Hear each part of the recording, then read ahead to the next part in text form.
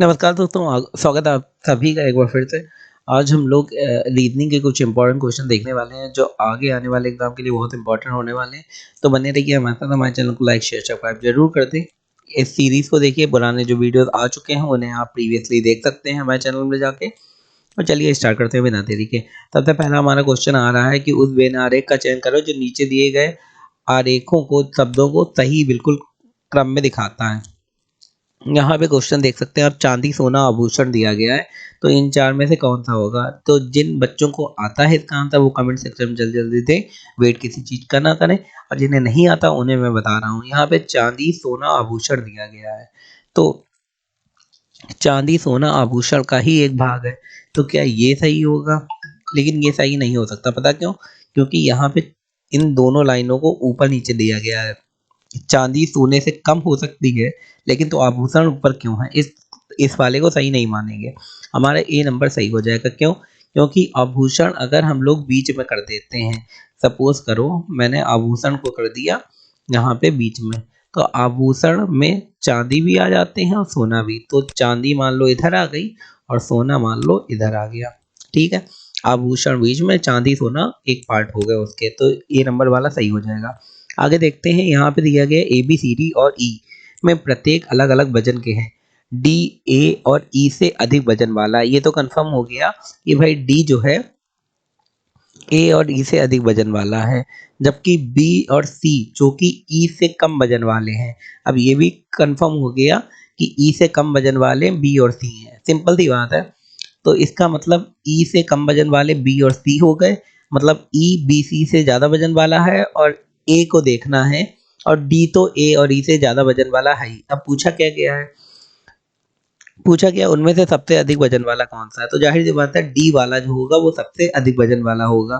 तो B number answer हमारा सही हो जाएगा। तो अगर आपको देखना है एक बार कैसे ये बना है, तो इस तरीके से ये बनेगा। ठीक है, आगे देखते हैं क्वेश्चन।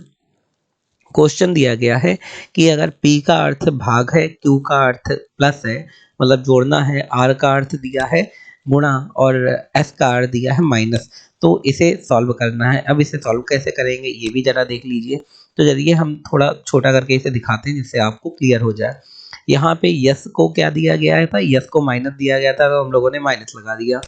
बाकी के लिए जो भी दिया गया था, पी के लिए डिवाइड मतलब भाग, आर के लिए गुणा और क्यू के लिए प्लस दिया गया था। चलिए यहाँ पे सॉल्व भी कर लेते हैं। सबसे पहले हम लोग डी मार्क के अकॉर्डिंग भाग करते हैं। तो भाग जब हम लोग करेंगे तो यहाँ पे हो नहीं पाएगा क्योंकि 12 ऊपर है 72 नीचे है। लेकिन जब ऐसे अगर लिखा होता है 12 ऊपर और बटे में क्या होता है 72 जैसा नंबर है, और गुणा में क्या है, गुणा में 6 जैसा नंबर है, तो हम लोग इस कंडीशन में क्या करते हैं? तो हम लोग करते हैं 6 कम 6, और यहाँ पे 72 है तो इसे काटेंगे, तो 6 कम 6 और 6 दूनी 12। ठीक है, इतना आ जाएगा और 12 से 12 ये वाला कट जाएगा, तो ये पूरा कट के 1 आ गया। ठीक है, ये इतना हिस्सा पूरा कट के पूरा क्या आ जाएगा 1। अब अभी हम लोग यहाँ पे क्या करेंगे, पहले प्लस वाला आएगा फिर माइनस करेंगे, तो प्लस करेंगे तो यहाँ पे 6 आ जाएगा। तो टोटल आया 6, 100 में से 6 हम लोग माइनस करेंगे तो देखेंगे कितना आ रहा है। तो हम लोगों का जो भी आंसर आएगा वो लिखेंगे। तो यहाँ पे जो डिवीज़न हो रहा है वो हम लोग इसी हिसाब से करेंगे। जैसे 6 एकम 6, 6 दूनी 12, 12 12 कट गए 1 बचा, और 100 माइनस 1 प्लस 1 बचा।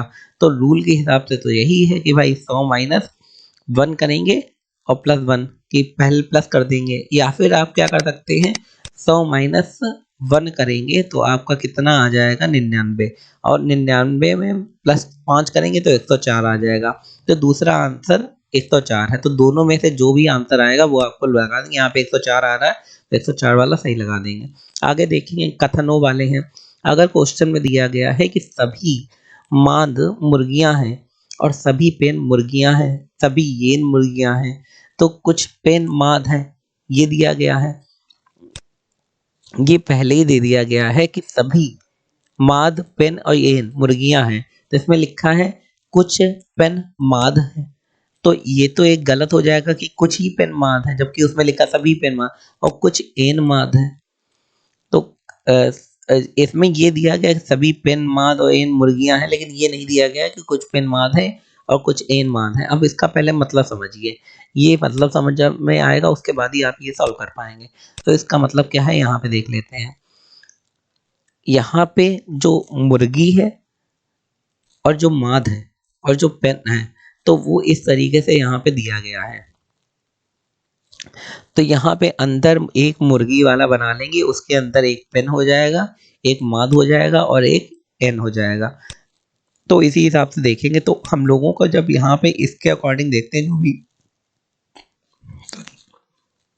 जो भी कथन दिए गए हैं उसके अकॉर्डिंग देखा जाए, तो यहाँ पे तीनों ही हमारे आंसर गलत हो जाएंगे। तो इन दोनों को गलत हो जाएगा तो निष्कर्ष ए और दो दोनों ही नहीं रहेंगे। तो हमारा आंसर आ जाएगा डी वाला, ना तो इस निष्कर्ष से ना ही निष्कर्ष बी। आगे बढ़ते हैं दोस्तों। यहाँ पे दिया गया है उस विकल्प का चयन करें जो तीसरे पद से उसी प्रक्रिया से संबंधित है इस प्रकार पहला पद दूसरे। तो यहाँ पे 4 और 60 दिया गया है, तो 5 के साथ क्या होगा। तो देखिए 4 का स्क्वायर करेंगे 16 आएगा, तो उससे तो कुछ निकल नहीं रहा। अगर 4 का क्यों करें तो 4 चक्कू 16 और 16 चक्कू 64, और 64 में -4 कर दो तो 60 आ जाता है। तो वही चीज यहाँ पे करेंगे, तो 4 चक्कू 16 और चक्कू 64, यहाँ पे 64 आएगा और 64 -4 करोगे 60 आता है। तो यहाँ पे 5 दिया गया है, तो 5 की पावर 3 मतलब 5 की घात 3 धन इसे कहते हैं। तो वो उसका नंबर आ जाएगा 125। 5 गुणे 5 गुणे 5 कितना होता है 125 होता है, और -5 जब करेंगे तो 120 हमारा आंसर आ जाएगा। दोस्तों ये आपको समझ में आ गया होगा, डी नंबर वाला हमारा सही हो जाएगा, सिंपल था। आगे देखते हैं क्वेश्चन दिया गया है। चलिए यहाँ पे देखिए क्वेश्चन दिया गया है, यची अगर 41 है और कोमा इक्वल टू 76 है तो हेयर का क्या होगा। तो यहाँ पे समझने के लिए थोड़ा आपको दिमाग लगाना पड़ेगा। यहाँ पे आपको एक एग्जांपल दिखाता हूँ यची का। एच का वैल्यू होता है 8, कितना होता है 8, और ई का होता है 5 अल्फाबेट में। तो अगर एच माने 8 को 27 से घटा दें तो कितना आएगा 19 आएगा, और इसे 5 को 27 से घटा दें तो आएगा 22, और उन दोनों को जोड़ दें तो 41 आ जाएगा। तो 41 यहीं पे आ रहा है, और यही हाल कोमा में है। जैसे सी का 3 होता है, 3 को 27 से घटाएंगे, ए का 1 होता है, 1 को 27 से घटाएंगे, एम का जितना होता है, ओ का जितना होता है, उन दोनों सबको घटा कर ऐड कर देंगे तो 76 आ जाएगा। अब आप कहेंगे यहाँ पे 27 से घटा क्यों रहे हैं, तो इसका आंसर ये है कि ये आपको यही लॉजिक है यहाँ पे कि 27 से घटाना है और उसके बाद जोड़ना है तब आंसर आ जाएगा। ये नंबर अपने आप आपको समझना है। तो यहाँ पे जैसे हेयर यहाँ पे दिया गया है, तो एच का नंबर 8वां होता है 27 से घटाएंगे, ई का नंबर 5वां होता है 27 से घटाएंगे। तो एच और ई को जब 27 से घटाएंगे तो आपको पता ही है कि दोनों को मिला के यहाँ पे 41 आ ही रहा है, सिंपल सी बात है। तो यहाँ पे तो 41 आ जाएगा। तो ये शॉर्ट ट्रिक है ऐड करने की। तो यहाँ पे तो एच और ई की जगह कितना आ जाएगा 41, वो मैं लिख दे रहा हूँ। उसके बाद जब ई को दोबारा हम लोग 27 से घटाते हैं, हम लोग देख रहे हैं यहाँ पे ई को 27 से घटाने में कितना आ रहा है 22, यहाँ पे 22 आ जाएगा। और आर को जब 41 से घटाएंगे तो 27 - 18 जितना भी आ रहा होगा वो लिखेंगे और सबको ऐड कर देंगे। सबको ऐड कर देंगे तो हमारा आंसर आ जाएगा। आपको ट्रिक बता दी कैसे सॉल्व होगा, आंसर आप निकाल सकते हैं। आगे देखते हैं कि यहाँ पे दिया गया है अगर कर्प कर्णपाली को कान कहा जाता है तो आंख के लिए क्या यहाँ पे होगा। तो कर्णपाली क्या होता है, कर्णपाली होता है जो कान के बाहर का हिस्सा जो हम लोगों को दिखाई देता है उसे कर्णपाली कहते हैं। तो आंख के बाहर का हिस्सा जो हम लोगों को दिखाई देता है उसे कहेंगे कनीनिका। ठीक है, तो आगे देखते हैं क्वेश्चन।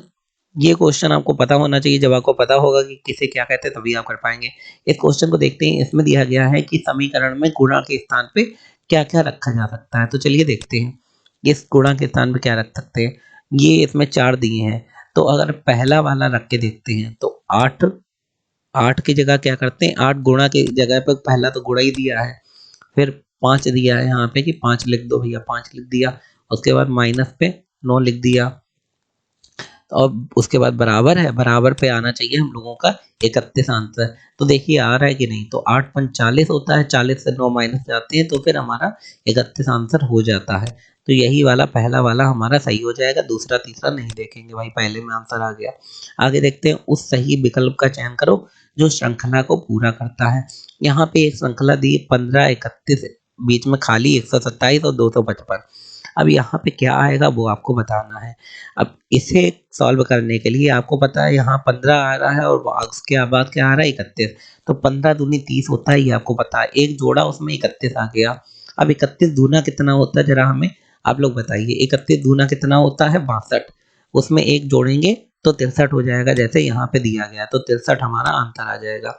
और इसे चेक करना है आपको कि 63 सही है कि नहीं है, तो उसके लिए क्या करते हैं 63 दूना निकालेंगे, 63 दूना होता है 126, उसमें एक जोड़ेंगे 127 आ जाएगा।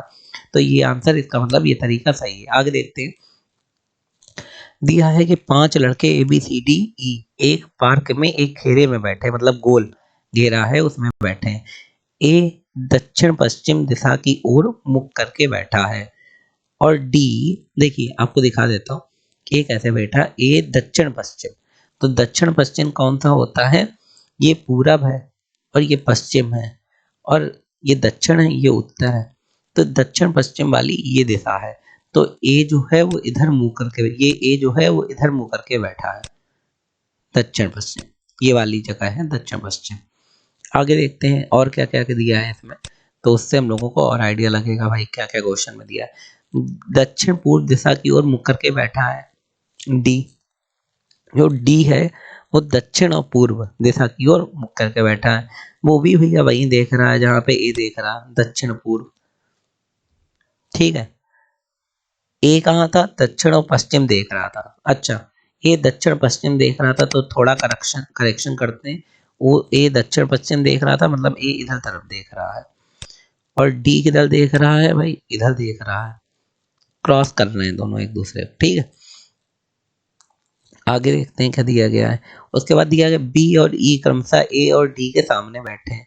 भाई ए और डी इधर बैठे हैं, तो और बी और ई ए दो इन दोनों के सामने बैठे, सामने बैठा दिए चलो।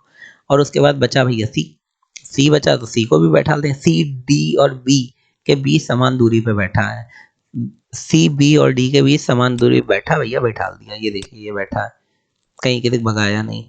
तो इसमें दिया गया सी का मुख किस दिशा की ओर है, तो सी का मुख पूछा गया किस दिशा की ओर है, भैया इनका मुंह इस दिशा की ओर है, इसका मुंह इस दिशा की ओर है, और बी और ई का मुंह भी भैया इनकी और इनकी ओर होगा, तो सी भी अपने सामने ही देख रहा होगा, सिंपल सी बात है। तो सी का मुंह किधर होगा, पूरब दिशा की ओर, तो इसका आंसर क्या हो जाएगा सही, पूर्व दिशा की ओर। आगे देखते हैं, उसी सही विकल्प का चयन करो जो श्रृंखला में पूरा करेगा। यहाँ पे क्वेश्चन दिया है, तो भाई यहाँ पे क्या आएगा ये आपको बताना है। तो ये बड़ा सिंपल है, आपको पता है कैसे सॉल्व होगा ये मैं आपको बताता हूँ एक एक करके कि कैसे सॉल्व होगा। तो चलिए यहाँ पे सॉल्व करते हैं। यहाँ पे दिया है 9 पना 45, 5 का अंतर है। इसके बाद 45 दूनी 90 होता है, 2 का अंतर है। फिर 90 पंचे 450 होता है, कैसे पता, 9 पना 45 होता है और जीरो का जीरो लगा दिया। फिर 450 दूना 900 होता है, मतलब 2 का अंतर फिर 5 का अंतर, पहले दूजा फिर पज्जा। तो यहाँ पे 9 बना 45 है, मतलब इसका पहले दूजा का अंतर हो रहा, तो किसका दुगना 9 होता है, 4.5 का दुगना क्या होता है 9 होता है, तो यहाँ पे 4.5 आंसर आ जाएगा, ये हमारा आंसर सही हो जाएगा। वो तो अगर आपको हमारा वीडियो अच्छा लगा हमारे चैनल को लाइक शेयर सब्सक्राइब जरूर करें, आपका मोटिवेशन ही हमारा और अच्छे वीडियो बनाने और सफलता का कारण बना है। धन्यवाद।